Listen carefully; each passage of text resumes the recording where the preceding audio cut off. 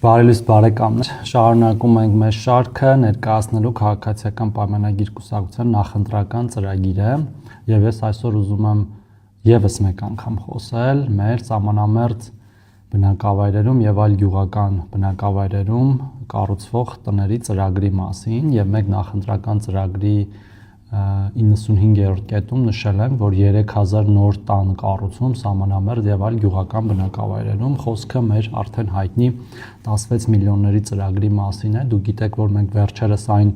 վերսկսեցինք, տալով մոտ 1400 տուն կառուցելու հնարավորություն, բայց մեր նախընտրական ծրագրում մենք ֆիքսել ենք առնվազն 3000-ը, այսինքն ծրագիրը լինելու է շարունակական, հետագայում նույնպես կլինեն հնարավորություններ այլ բնակավայրերում, միգուցե նաև նույն բնակավայրերում տներ կառուցելու եւ մենք հետևելով այս